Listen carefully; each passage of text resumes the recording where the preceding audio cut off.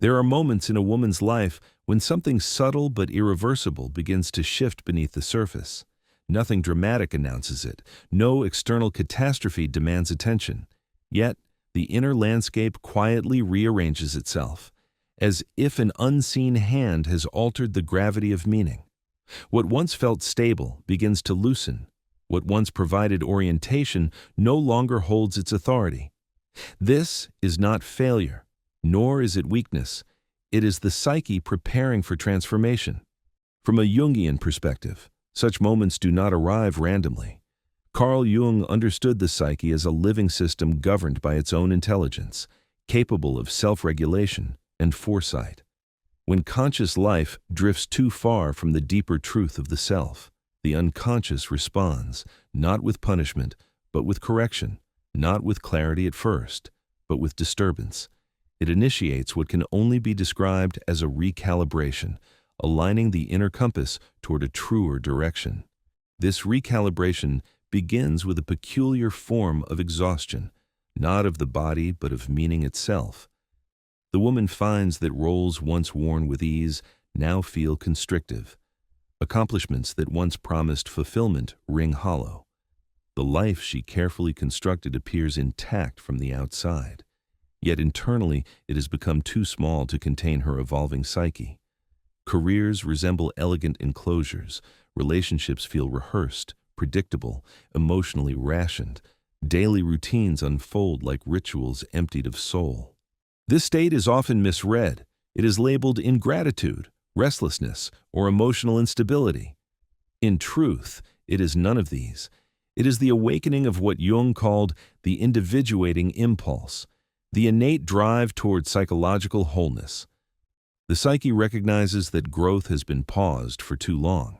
It signals this recognition through dissatisfaction, not because something has gone wrong, but because something deeper is finally ready to emerge. Importantly, this dissatisfaction carries a distinct texture. It is not the heaviness of depression, which collapses energy inward, nor is it boredom, which seeks distraction. This is a lucid discomfort, an alert unease that sharpens perception rather than dulling it. The woman does not feel empty in the sense of absence, but full of something unnamed that no longer fits the existing structure of her life. It is the soul clearing its throat, preparing to speak a truth that can no longer be postponed. Jung observed that individuals who never encounter this phase often remain developmentally static. They adapt flawlessly to expectations, becoming efficient, functional, and increasingly estranged from their inner life. Such adaptation may appear successful, but it exacts a subtle cost. Vitality diminishes, creativity stagnates, the psyche hardens. By contrast, the woman who experiences this existential saturation demonstrates psychic health. Her inner world is still alive enough to resist confinement. Yet this stage is rarely comfortable. The unconscious does not immediately replace old meanings with new ones. First, it dissolves what has outlived its usefulness. Attachments that once anchored identity begin to weaken. Values inherited rather than chosen lose their authority. Masks worn for survival or approval loosen their grip. What remains is an unfamiliar openness, a void that can feel unsettling precisely because it offers no immediate reassurance. Many attempt to escape this void. They reach outward, seeking solutions that leave the internal architecture untouched. A new purchase, a new regimen, a new distraction promises relief. But these efforts fail repeatedly, not because they are inherently wrong, but because they address the surface rather than the source. The unconscious is not asking for modification, it is asking for reorganization. This period functions as a psychic purification, like a serpent shedding its skin. The psyche must endure vulnerability before renewal becomes possible. Old identifications fall away, leaving the woman temporarily unprotected by familiar narratives. Spiritual traditions have long recognized this interval as a necessary passage, often referred to as the dark night of the soul. It is not a punishment, but a threshold. Meaning collapses so that a more authentic form can eventually be born. From a Jungian lens, This collapse is not destruction, but preparation. The unconscious clears space deliberately. It removes false support so that the next stage of development is not built upon compromised foundations. Though painful, this process carries profound dignity. It marks the moment when a woman's life can no longer be governed solely by adaptation, expectation, or survival. The psyche insists on truth. To endure this phase requires a specific kind of courage, though not yet the courage of decisive action.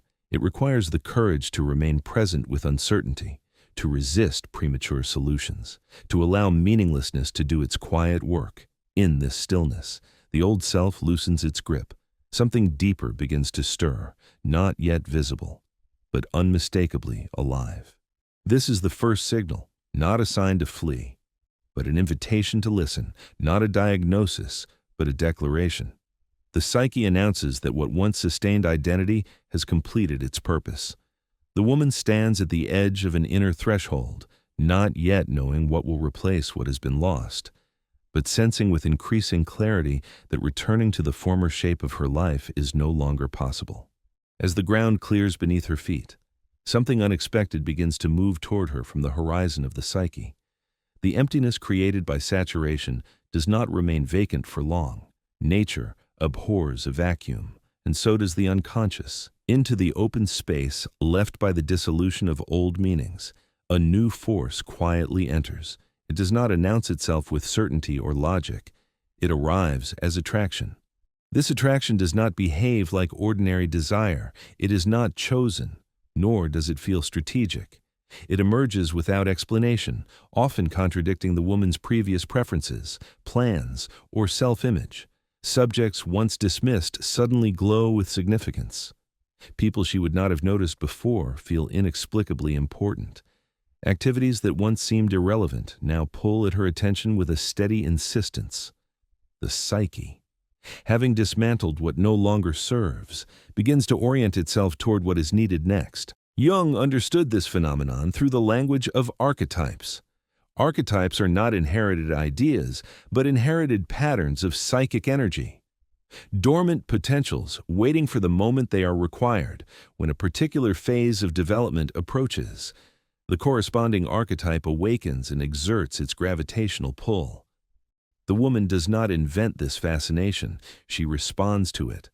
Something ancient within her recognizes a direction long before the conscious mind can justify it. What makes this pull so disorienting is its precision. It does not scatter attention indiscriminately. It draws her toward exactly those experiences that would restore balance to a psyche grown lopsided through over-identification with one mode of being. A life governed by logic begins to crave image and emotion. A life shaped by caretaking yearns for solitude and sovereignty. A life defined by restraint finds itself magnetized by expression. The unconscious corrects excess not by argument but by attraction. This attraction often unfolds through a series of meaningful coincidences.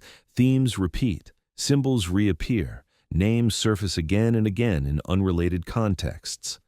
At first, these repetitions seem trivial, easy to dismiss, yet their frequency grows harder to ignore. Jung referred to this phenomenon as synchronicity, a convergence of inner state and outer event bound not by cause, but by meaning. The woman enters a field where the world seems to answer her unspoken questions in symbols rather than explanations. Within such a field, time behaves differently. The fascination that grips her now is rarely about immediate gratification. It carries a future orientation. Jung described this as the perspective function of the unconscious, its capacity to anticipate what the psyche will require for its next stage of growth. The attraction prepares her long before she understands what it is preparing her for. What appears today as curiosity may later reveal itself as initiation. Still, discernment becomes essential. Not every impulse deserves obedience. Jung warned that the ego is quick to confuse fantasy with calling, escape with evolution. Authentic archetypal attraction has distinguishing features. It persists. It deepens rather than dissipates. It asks for engagement rather than consumption. Most importantly, it transforms the woman not merely by adding new interests, but by reorganizing how she experiences herself. This reorganization often creates inner conflict. The old identity has not yet relinquished its authority. Responsibilities remain. Expectations press in. The emerging self has no established form, no guarantees. The woman stands between worlds, aware that she cannot return to who she was, yet unsure how to become who she is being called to be. Anxiety intensifies not because the path is wrong, but because the psyche is stretched between incompatible truths. It is here that many retreat. The discomfort becomes justification for retreating into the familiar. But when both saturation and attraction are active, retreat no longer restores equilibrium. The old world has already been drained of meaning. Ignoring the pull does not bring peace, it amplifies dissonance. The psyche has crossed a point of no return. Something must give. Paradoxically, it is within this confusion that a new stability begins to form. Not a stability of certainty, but of alignment. Beneath the surface turbulence, a deeper coherence assembles itself. The unconscious has not dismantled without purpose. It has not attracted without intention. The woman may not yet see the path, but the psyche does. The compass has been recalibrated. Direction exists even before destination is named. This stage demands patience and humility. It asks her to tolerate ambiguity without demanding immediate clarity. It invites her to observe what calls to her without rushing to define it. The work here is not action, but attention, not decision, but listening. In this listening, the psyche gathers energy. The tension between what is ending and what is emerging reaches its peak. And when that tension becomes unsustainable, when the distance between the life being lived and the life being called for can no longer be bridged through accommodation or delay, a third force begins to rise. It does not arrive as impulse or fantasy. It arrives as something far rarer and far more decisive. At the height of inner tension, when uncertainty has exhausted every attempt at compromise, a shift occurs that feels almost mysterious in its timing. The mind has reached its limit. Rational calculations no longer soothe. Fear has said everything it has to say. And yet, instead of collapse, something else emerges, a steadiness, a resolve that does not argue, does not rush, does not ask for permission. Jung recognized this moment as the activation of the heroic archetype, an ancient force that awakens only when a decisive crossing becomes unavoidable. This courage does not resemble bravado or impulsive daring.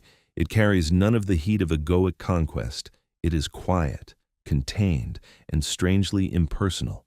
The woman does not feel fearless. Fear simply loses its authority. Anxiety remains present, but it no longer governs choice. Beneath the noise of hesitation, a calm certainty takes shape, as if a deeper intelligence has assumed command. Jung described this as an autonomous function of the psyche, arising not from conscious will, but from the self itself. What distinguishes this courage is its precision. It appears neither too early nor too late. It arrives exactly when the inner conditions are ripe for transformation. The unconscious, having dissolved old structures and oriented the psyche toward what is needed next, now supplies the energy required for action. This timing is not accidental. Jung viewed the psyche as a master strategist, withholding its most potent resources until resistance has been fully confronted and alternatives exhausted. Often, this courage manifests in circumstances where change appears least reasonable. Externally, the risks seem disproportionate. Stability may be at stake. Approval may be lost. The future may appear undefined, yet internally, the decision feels inevitable. The woman may not be able to articulate why she must act, only that not acting would constitute a deeper betrayal. The heroic impulse does not negotiate with comfort. It answers to truth. This is the moment when many describe feeling carried by something larger than themselves. Jung did not interpret this as mysticism in the naive sense, but as alignment with what he called the deeper order of the psyche, when conscious intention and unconscious readiness converge. Action flows with unusual coherence. Obstacles still exist, but they no longer paralyze. The psyche has entered what could be called psychological right timing. The convergence of saturation, attraction, and courage creates a singular threshold. The old life has loosened its grip. The future has begun to signal its direction. And now, the energy to cross the distance between them becomes available. This convergence corresponds to what ancient thought described as kairos, a qualitative moment in time where transformation becomes possible. It is not the ticking of hours, but the ripeness of meaning.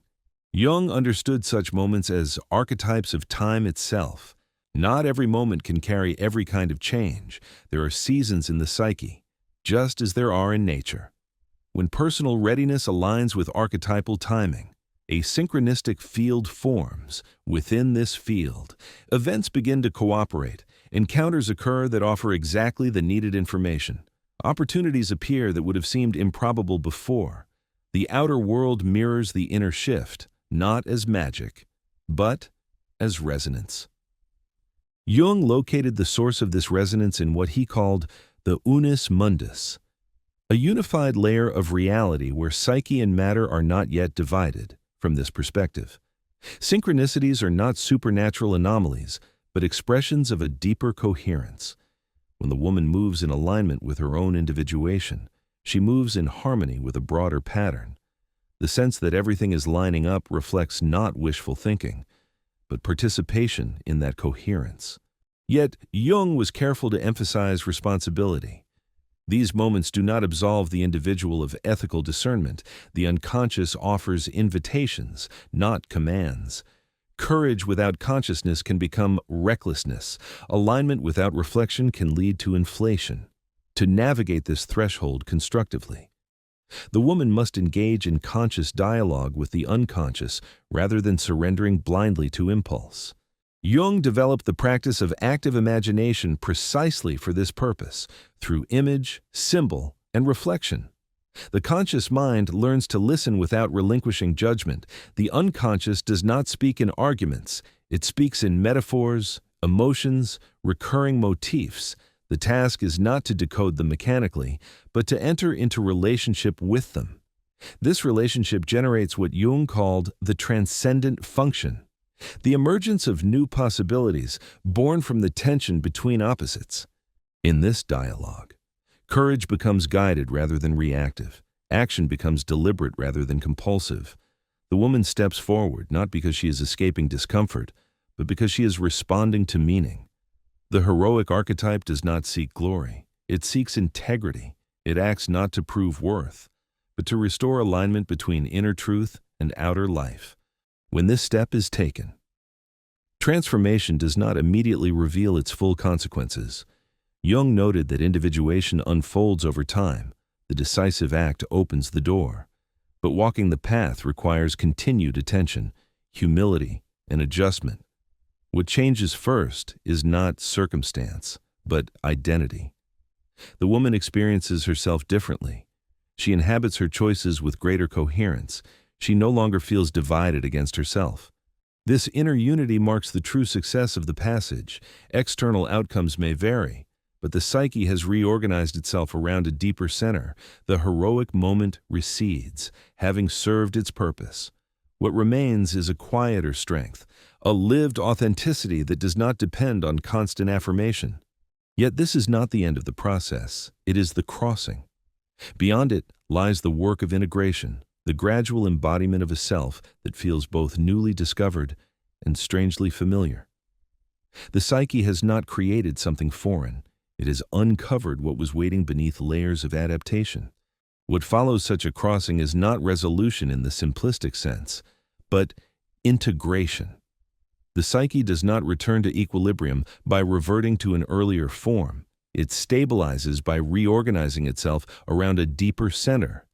The woman who emerges on the other side of a well-navigated transformation does not merely possess a new role, relationship, or direction. She inhabits herself differently. The internal fracture that once demanded attention has closed, not through denial, but through alignment. Jung described this stage as the maturation of individuation. It is here that the self, long obscured by adaptation and projection, becomes the organizing principle of life. Decisions no longer arise primarily from fear of loss or hunger for approval. They emerge from a quieter authority, one that does not need to announce itself. This authority expresses itself as clarity rather than certainty, coherence rather than control. A notable paradox defines this phase. The woman feels simultaneously more grounded and more open. She is less rigid, yet less easily swayed. Boundaries sharpen not as defenses, but as expressions of self-respect. Emotional sovereignty replaces emotional reactivity. She can engage deeply without dissolving into others, stand alone without retreating into isolation. What once felt like a struggle for identity gives way to a lived sense of presence. This presence carries a subtle radiance. Others may not understand the changes she has made, yet they often sense the shift. Her words land with more weight. Her silence feels intentional rather than withdrawn.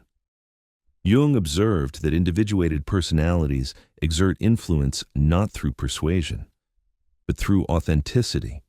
They become stabilizing forces in their environments precisely because they are no longer at war with themselves.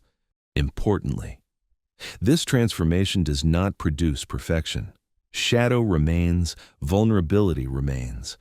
What changes is the relationship to these elements. The woman no longer mistakes shadow for failure or vulnerability for weakness. She recognizes them as integral components of wholeness. Rather than projecting disowned aspects onto others, she carries them consciously, reducing unconscious conflict and relational distortion. Over time, this inner integration expresses itself externally. Choices become more congruent. Commitments feel cleaner. The woman invests energy where it nourishes rather than depletes. She recognizes when cycles have completed and releases them without dramatization. The compulsive need to justify her path fades, meaning no longer depends on constant affirmation because it is rooted internally. Jung emphasized that such individual transformations are never purely personal. Each person who successfully individuates alters the psychological field around them. They interrupt inherited patterns, soften collective wounds, and model alternatives to unconscious repetition. In this sense, personal evolution carries collective consequence. The woman who claims her own life contributes quietly to the evolution of the whole. This also explains why such transformations often coincide with broader cultural shifts. Periods of societal instability mirror individual thresholds. Those who heed their inner signals during such times frequently become pioneers, not through grand gestures, but through lived example. They embody possibilities that others sense but have not yet articulated. Yet, individuation is not a final destination. Jung was clear that authenticity is seasonal. What aligns at one stage of life may become restrictive at another.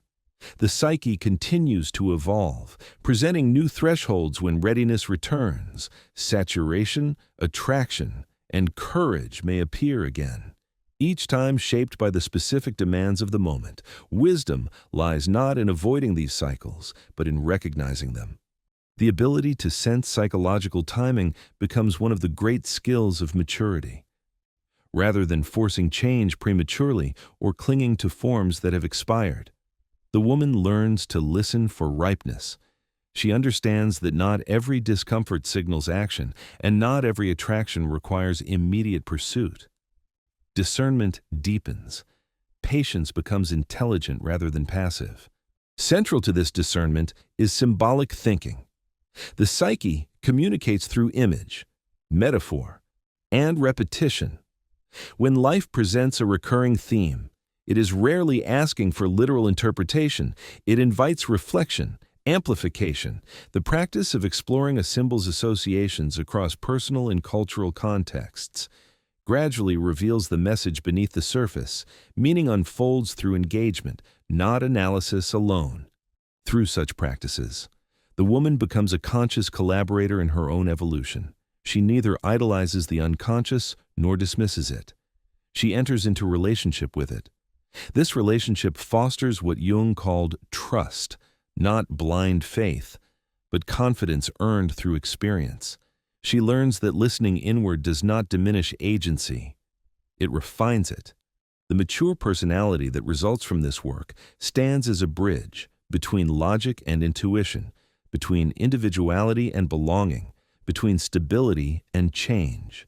In a world often polarized by extremes, such integration becomes quietly revolutionary. These individuals do not escape reality, they inhabit it more fully. If any of these movements feel familiar, if saturation, attraction, or courage are stirring beneath the surface of your own life, it may be that you are standing within such a moment yourself. The psyche speaks continuously, but rarely loudly. Its signals are subtle, patterned, and deeply personal. Learning to listen is an act of self-respect. If this reflection resonated with you, consider sharing your experience in the comments. Your story may become the synchronistic sign someone else needs to recognize their own threshold. Like the video if it supported your journey. Share it with those navigating change, and subscribe for more explorations into psychological depth, individuation, and inner sovereignty.